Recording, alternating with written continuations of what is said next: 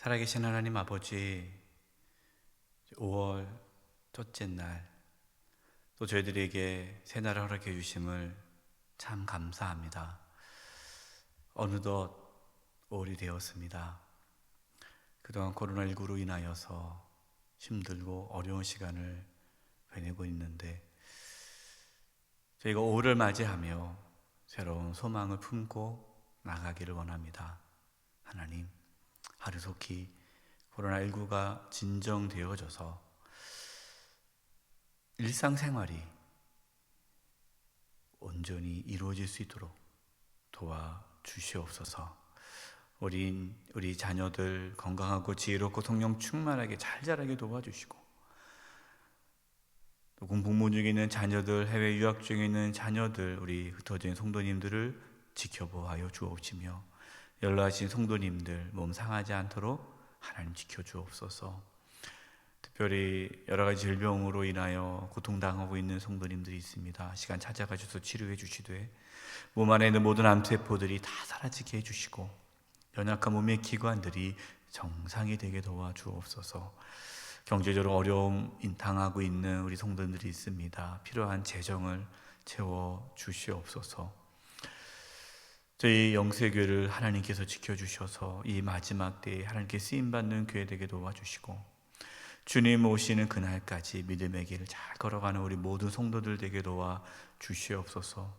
대한민국을 주님께서 긍휼히 여겨주시고, 정치, 경제, 사회, 문화 모든 영역에 하나님의 통치와 다스림이 있게 하여 주옵소서. 전 세계에서 코로나19로 인하여 고통당하고 있는 자들 고쳐주시고 치료해 주시고, 또 빨리 회복될 수 있도록 도와주옵소서. 하나님, 오늘부터 시편 말씀을 나눕니다.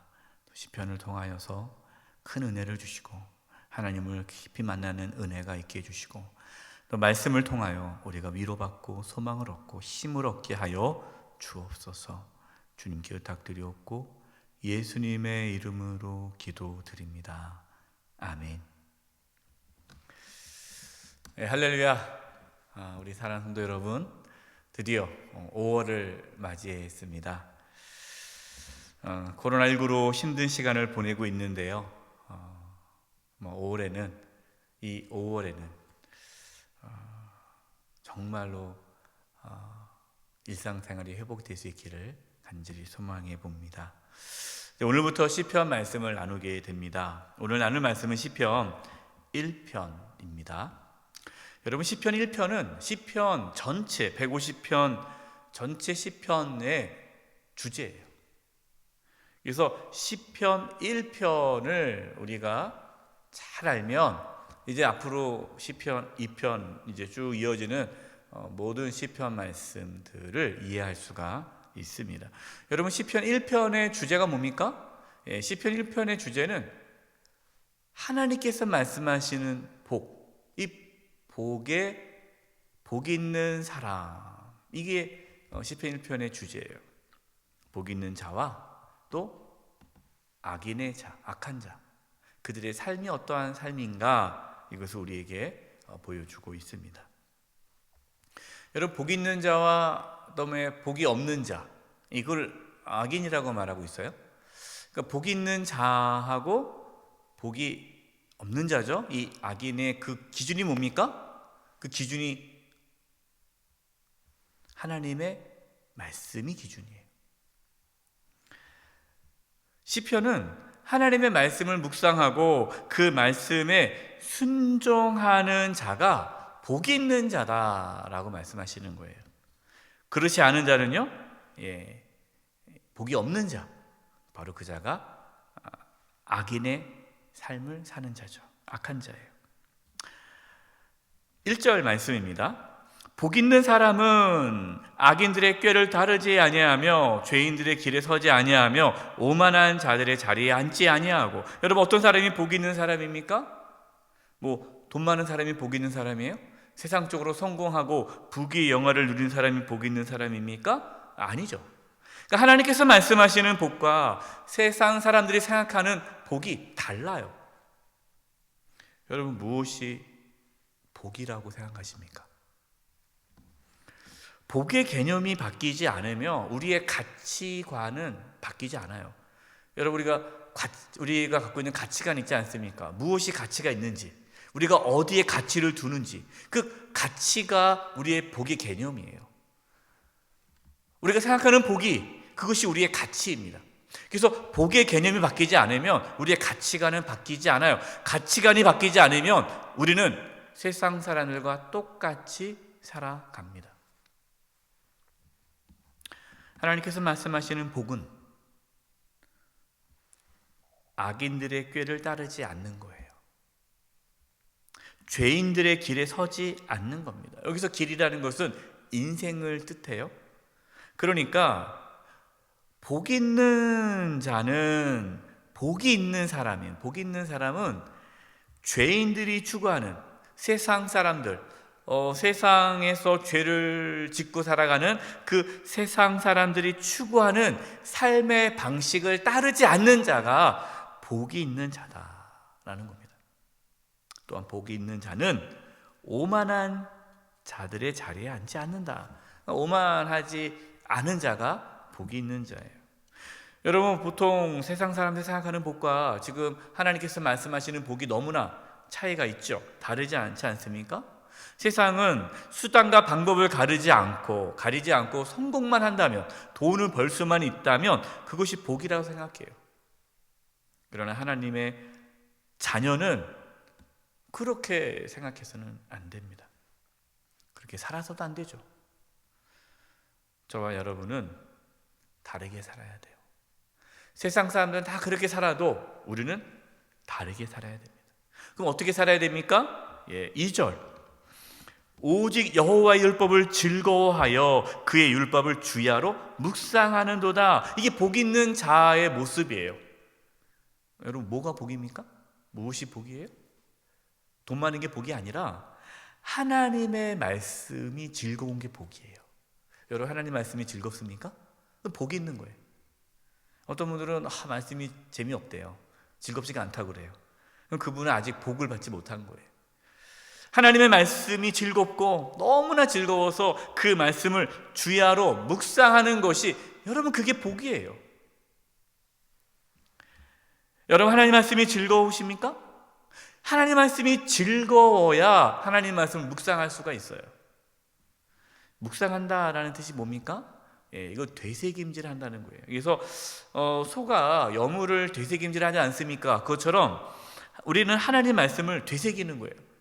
그래서 우리가 이제 이 새벽에 하나님 말씀을 들으면 하루 종일 이 말씀을 묵상하는 거예요. 되새기는 거예요. 그 말씀을 내 마음에 새기는 겁니다. 그리고 그 말씀이 우리의 삶을 다스리도록 하는 거예요.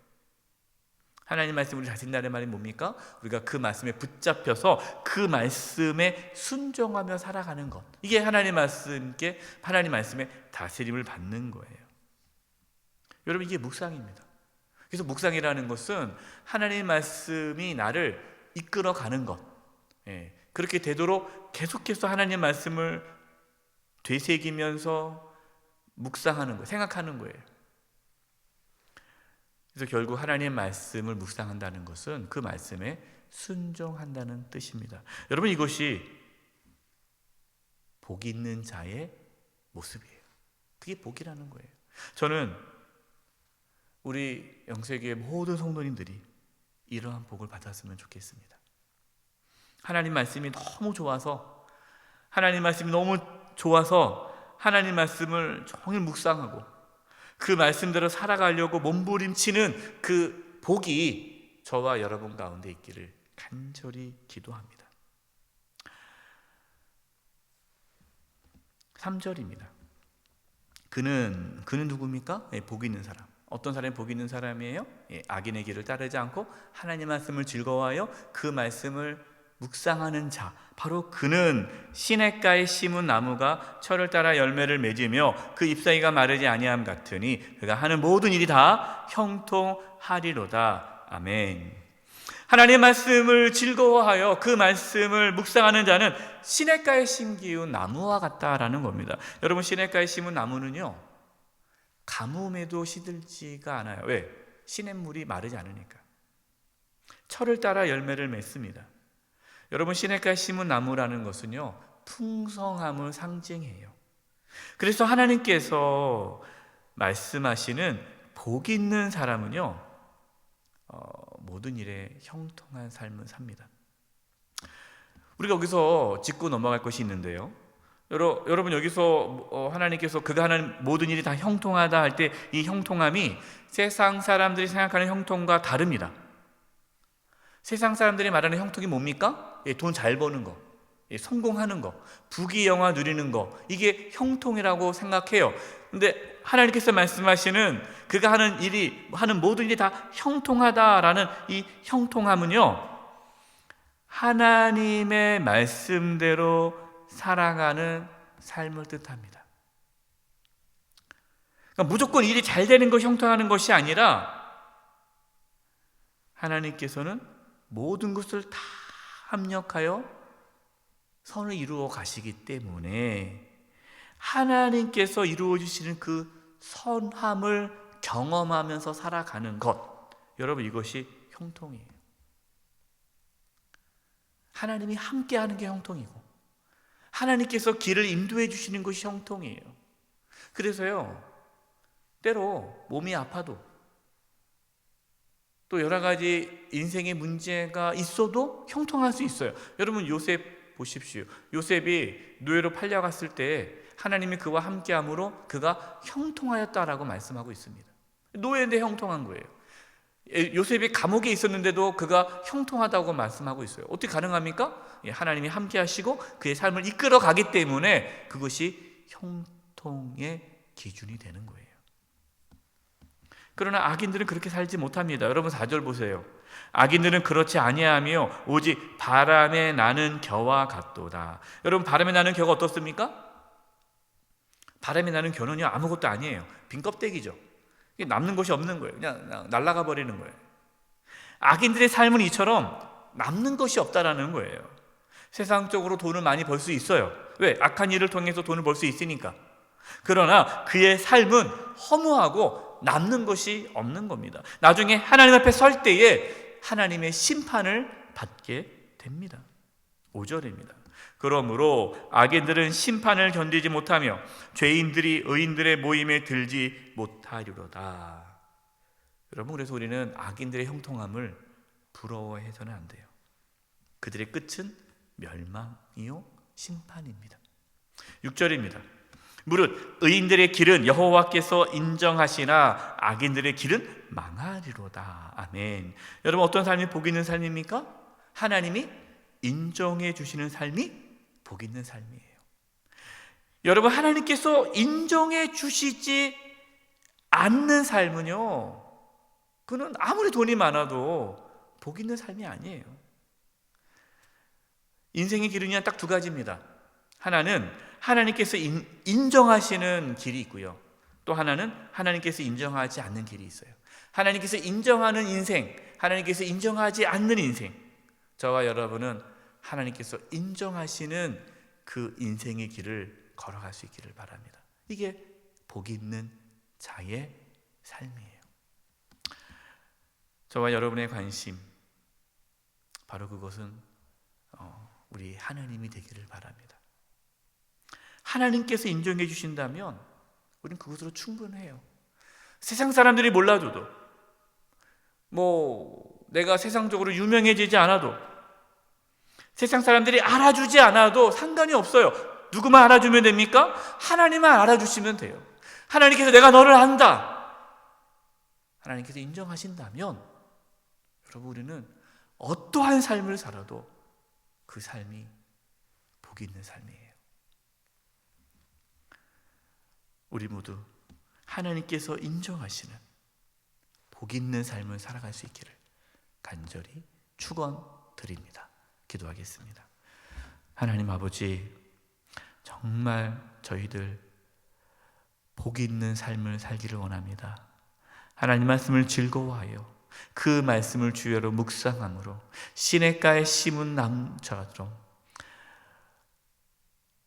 항상 열매를 맺으며 하는 모든 일마다 형통한 은혜가 있게 하여 주시옵소서. 하나님께서 인정하시는 복 있는 삶을 살게 하여 주시옵소서.